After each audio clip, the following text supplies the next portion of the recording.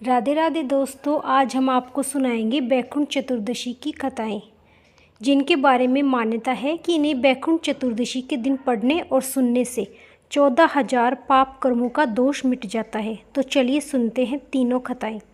पहली कथा। पौराणिक मतानुसार एक बार भगवान विष्णु देवादिदेव महादेव का पूजन करने के लिए काशी आए। वहाँ मणिकर्णिका घाट पर स्नान करके उन्होंने 1000 स्वर्ण कमल पुष्पों से भगवान विश्वनाथ के पूजन का संकल्प किया। अभिषेक के बाद जब वे पूजन करने लगे तो शिवजी ने उनकी भक्ति की परीक्षा के उद्देश्य से एक कमल पुष्प कम कर दिया।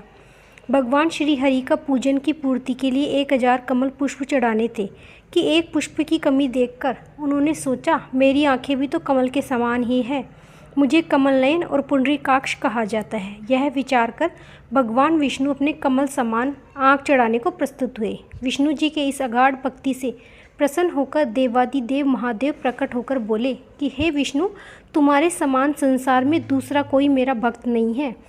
आज की यह कार्तिक शुक्ल चतुर्दशी अब से बैकुंठ चतुर्दशी कहलाएगी और इस दिन व्रत पूर्वक जो पहले आपका पूजन करेगा उसे बैकुंठ लोक की प्राप्ति होगी। भगवान शिव ने इस बैकुंठ चतुर्दशी को करोड़ों सूर्यों की क्रांति के समान वाला सुदर्शन चक्र विष्णु शिव को प्रदान किया। शिव जी तथा विष्णु जी कहते हैं, इस दिन स्वर्ग के द्वार खुले रहेंगे। मृत्यु लोक में रहने वाला कोई भी व्यक्ति इस व्रत को करता है तो वह स्थान बैकुंठ धाम में सुनिश्चित करेगा। जय श्री राधे। दूसरी कथा। बैकुंठ चतुर्दशी की पौराणिक कथा के अनुसार एक बार की बात है, नारद जी पृथ्वी लोक से घूमकर बैकुंठ धाम पहुँचते हैं। भगवान विष्णु उन्हें आदरपूर्वक बिठाते हैं और प्रसन्न होकर उनके आने का कारण पूछते हैं। नारद जी कहते हैं कि हे प्रभु, आपने अपना नाम कृपा निधान रखा है, इससे आपके जो प्रिय भक्त हैं वही हैं, जो सामान्य नर नारी हैं वह वंचित रह जाते हैं। इसलिए आप मुझे कोई ऐसा सरल मार्ग बताएं जिससे सामान्य भक्त भी आपकी भक्ति कर मुक्ति पा सके। यह सुनकर विष्णु जी बोले कि हे नारद, मेरी बात सुनो। कार्तिक शुक्ल पक्ष की चतुर्दशी को जो नर नारी व्रत का पालन करेंगे और श्रद्धा भक्ति से भी करेंगे, उनके लिए स्वर्ग के द्वार शांत खुले होंगे। इसके बाद विष्णु जी जय विजय को बुलाते हैं और उन्हें कार्तिक चतुर्दशी को स्वर्ग के द्वार खुला रखने का आदेश देते हैं। भगवान विष्णु कहते हैं कि इस दिन जो भी वक्त मेरा थोड़ा सा भी नाम लेकर पूजा करेगा वह बैकुंठ धाम को प्राप्त करेगा। जय श्री राधे। आइए सुनते हैं तीसरी कथा। गणेश्वर नामक एक ब्राह्मण था जो बहुत बुरे काम करता था। उसके ऊपर कई पाप थे। एक दिन वह गोदावरी नदी में स्नान के लिए गया। उस दिन बैकुंठ चतुर्दशी तिथि थी। कई भक्तजनों ने उस दिन पूजा अर्चना कर गोदावरी घाट पर आए।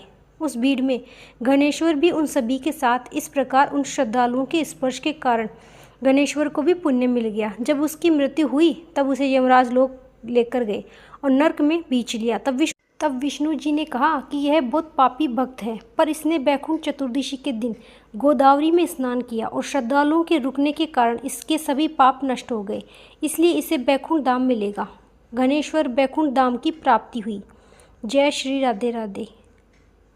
ये थी बैकुंठ चतुर्दशी के दिन सुनने वाली पौराणिक कथाएं। कार्तिक मास से संबंधित सभी वीडियो हमारे चैनल पर आ चुकी हैं, उनको ज़रूर देखिएगा और सुनिएगा। अगर ये वीडियोज़ आपको अच्छी लगती हैं तो चैनल को लाइक, सब्सक्राइब, कमेंट में जय माता दी ज़रूर लिखिएगा। और आप सभी को बैकुंठ चतुर्दशी 2025 की हार्दिक बधाई। राधे राधे।